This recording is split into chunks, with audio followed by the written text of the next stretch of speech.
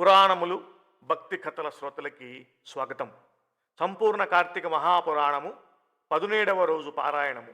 సూతమువాచ.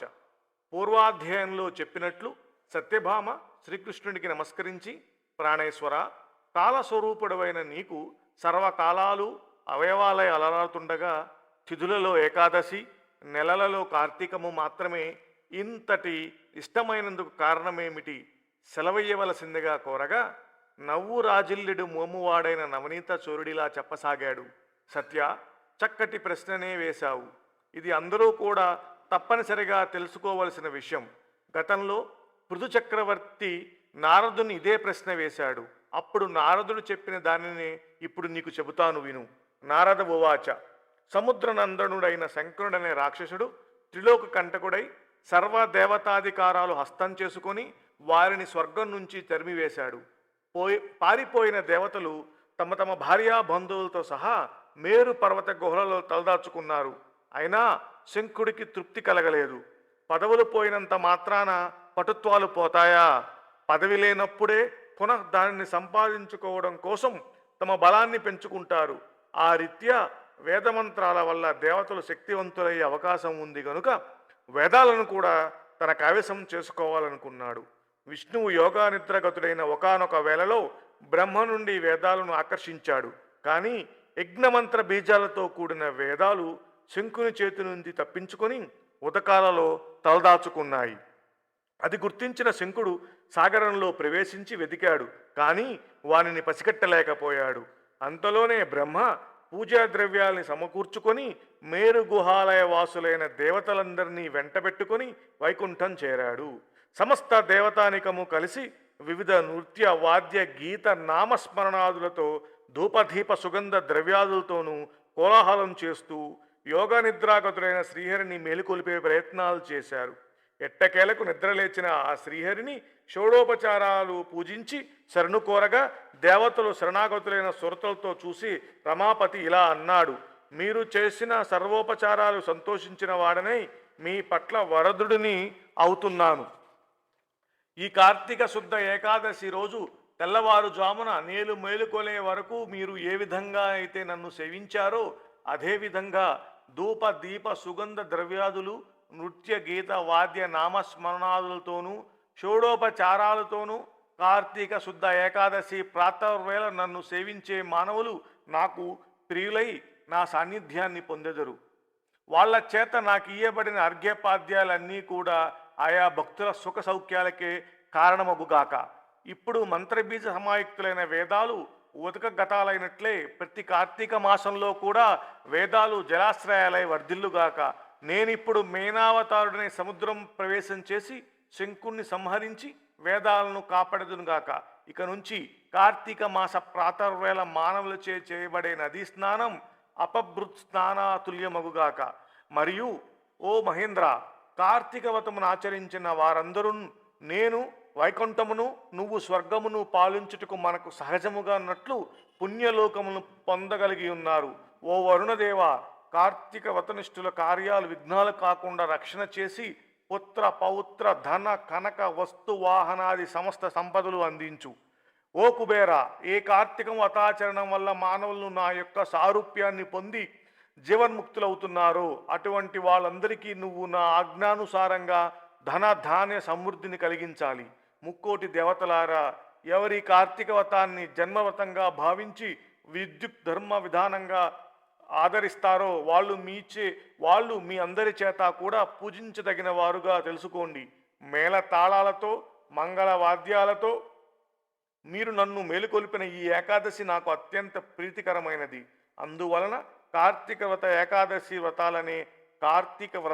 ఏకాదశి వ్రతాలనే ఈ రెండింటినీ ఆచరించడం కన్నా నా సాన్నిధ్యాన్ని పొందేందుకు మరో దగ్గర దారి లేదని తెలుసుకోవాలి.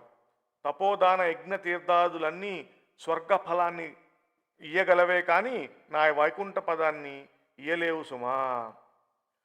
భగవానుడైన శ్రీ మహావిష్ణువు దేవతలకు అలా ఉద్దేశించిన వాడై తక్షణమే మహామత్స్య శాఖభమై వింధ్య పర్వతమందలి కశ్యపుని దోసి జలాలలో తోచాడు. కశ్యపుడు ఆ చేప పిల్లను తన కమండలంలో ఉంచాడు. మరుక్షణమే ఆ మీనపు కూన పెరిగిపోవడం వలన దానిని ఒక నూతిలో ఉంచాడు. రెప్పపాట కాలంలోనే అశపరి శిశువు నూతిని మించి ఎదిగిపోవడం వలన కశ్యపుడు దాన్ని తెచ్చి ఒక సరస్సులో ఉంచాడు. కానీ విష్ణుమీనం సరస్సును కూడా అధిగమించడంతో దాన్ని సముద్రంలో వదలవలసి వచ్చింది. ఆ మహాసముద్రం మత్స్యమూర్తి విపరీతంగా పెరిగి శంకుణ్ణి వధించి వాడిని తన చేతి శంఖంగా ధరించాడు.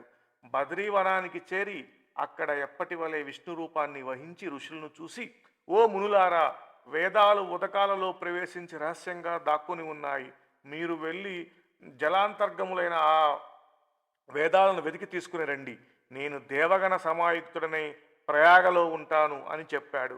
విష్ణు ఆజ్ఞ శిరస ధరించిన ఋషులు సముద్రంలోకి వెళ్ళి యజ్ఞ బీజాలతో కూడి ఉన్న వేదాన్వేషణ ప్రారంభించారు.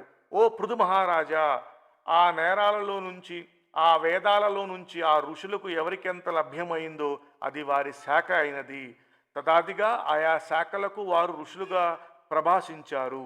అనంతరం వ్యక్తులైన ప్రయాగమందున్న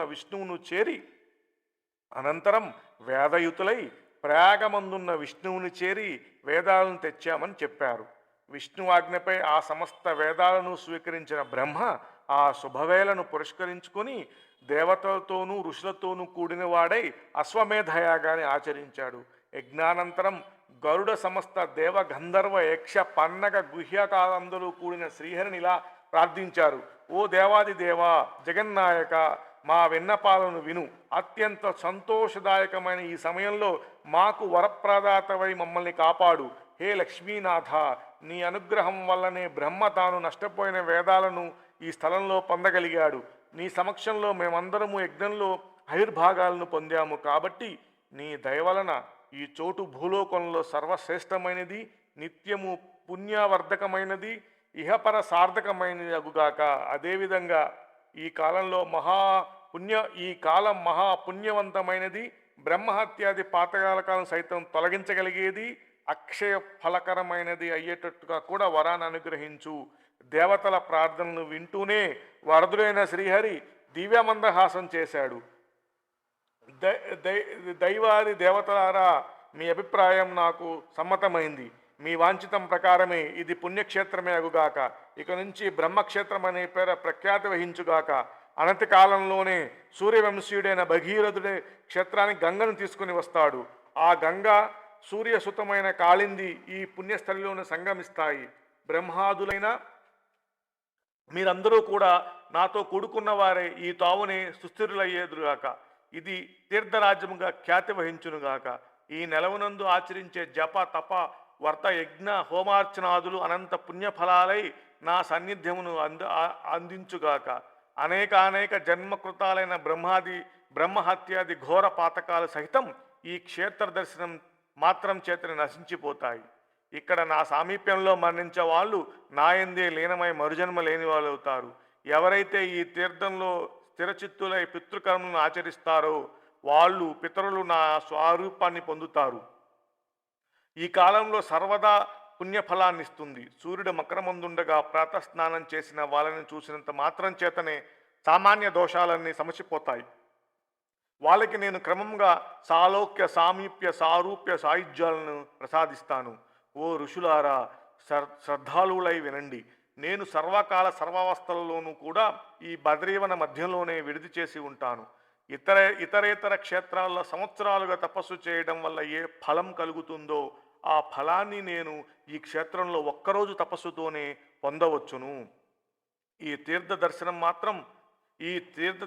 మాత్రం చేతనే సర్వాలు తమ పాపాన్ని పోగొట్టుకున్న వారే జీవనముక్తులవుతారు. ఈ తీర్థ దర్శనం మాత్రం చేతనే సర్వులు తమ పాపాలను పోగొట్టుకున్న వారే జీవన్ముక్తులవుతారు. శ్రీ విష్ణువు ఈ విధంగా దేవతలకు వరప్రదానం చేసి బ్రహ్మతో కలిసి అంతర్హితుడయ్యాడు. ఇంద్రాది దేవతలందరూ కూడా తమ తమ అంశలను ఆ క్షేత్రంలో విడిచి తాము కూడా అదృశ్యులయ్యారు. ఓ పృథునుపాల, ఆ బదరీవన యాత్ర దర్శనాదం చేత మానవులు ఎంతటి పుణ్యాన్ని పొందగలరో అంతటి పుణ్యాన్ని కూడా ఈ కథాశ్రవణం మాత్రం చేతనే పొందగలరయ్యా అని చెప్పి ఆగాడు నారదుడు. 17వ బహుళ విద్య నాటి పారాయణం సమాప్తం. నమ పార్వతీపతే. హర హర మహాదేవ. ఓం నమో నారాయణాయ.